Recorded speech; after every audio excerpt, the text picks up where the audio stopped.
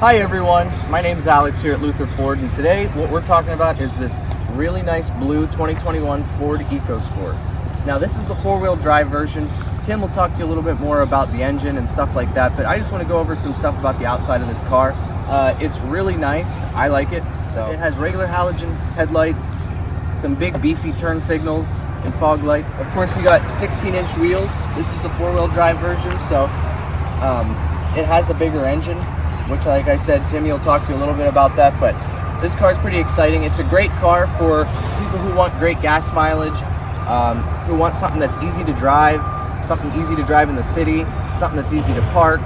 It's a great first car for somebody who is in college or is still establishing their credit. This is a fantastic vehicle for that. So let's walk around. You can just look at some of it. So it does sit on an SUV platform, but it's very tiny. It's very small, which is on purpose. The front row has plenty of room, so two adults will fit nicely in the front, obviously. I mean, you wouldn't think so by looking at the outside. It has its regular easy fill cap and stuff like that. It's just, I'm not gonna lie to you, this is an eco car. Like it's meant for people who, you know, want better gas mileage and who want to get around a little easier. So on the back, everything looks normal, everything looks good, and you might think that this hatch comes up like this, but it doesn't. It actually folds to the side. And I already have the seats put down in the back, so you do get a pretty good amount of space for the size of the vehicle. Obviously, it's not enormous, but there's plenty of space in here. It's definitely very competitive for its class. Really nice little car. Alright guys, now we're inside the EcoSport, and one of the first things you're going to notice is the inside design of this vehicle is pretty simplistic, just kind of like the outside. So that's kind of what Ford was aiming for in the EcoSport. You know, there's not a lot of clutter and, you know, a lot of unnecessary controls cluttered around the console. It's a pretty simplistic and easy to use design. You can see you have your normal power window controls. You also have your power mirror controls, your door locks, pretty standard like most vehicles. You have your steering wheel mounted audio controls right here for your volume if you want to switch tracks. If you're using Android CarPlay or Apple CarPlay, you want to give voice commands to the car, you can do that with this button. Then you have your cruise control, and then up here on the wheel, these controls are for your dash. There's a couple simple controls and displays you can pull up, like your digital speedometer. You have your tire pressure, average fuel consumption, distance to empty, just a couple simple things like that. You can also hit the menu. You can change some of the display settings a little bit here. You can also change the driver assist settings. This particular EcoSport doesn't have a lot of driver's assist options in it, but if it did, you would see them right there. You can see this EcoSport has a smaller screen. Now, if you would upgrade and trim, you would get a larger screen here, but since this is the S version, the S trim, it does come with the smaller screen. But you have pretty much all the controls you would need and expect from it. You have one simple button for the radio, another button to pull up Bluetooth audio, another button to connect your phone. You can press this if you have any mobile apps you want to load on here. You can do that on this screen. And then lastly, there's just one button for the settings, and those are just your normal settings that you'd find in most vehicles: radio, sound settings, Bluetooth, clock, general settings, things like that. So not too much up here. And then looking down a little bit, you do have your temperature controls, air conditioning, heat, everything's all right here. Down below it, you do have this logos for the auto start stop. So if you have this turned on when your EcoSport is sitting still at red lights, stop signs, things like that, the engine will turn off for a little bit to give you some extra fuel consumption. Then when you go to accelerate, it turns right back on. But if you don't want that feature, you can just press this and turn it off. And you have your traction control button right here to turn that on and off. You have two USB ports, so if you want to plug your phone in or charge something, you do have two slots right there. You also have your 12-volt outlet, and then a pretty much standard shifter. You have park, rear, neutral drive. You do also have a sport mode if you need a little extra power. So pretty nice simplistic setup all through the middle of the vehicle. And looking down, you do have two cup holders with a little coin slot right beside here. So pretty simple design down here.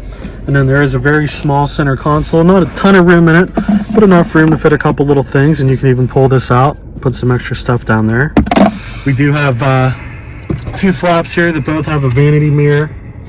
No lights or anything like that. Like I said, pretty simplistic design inside here. Up here you do have your dome light controls, and you do have a little slot if you want to put a pair of sunglasses or something up here.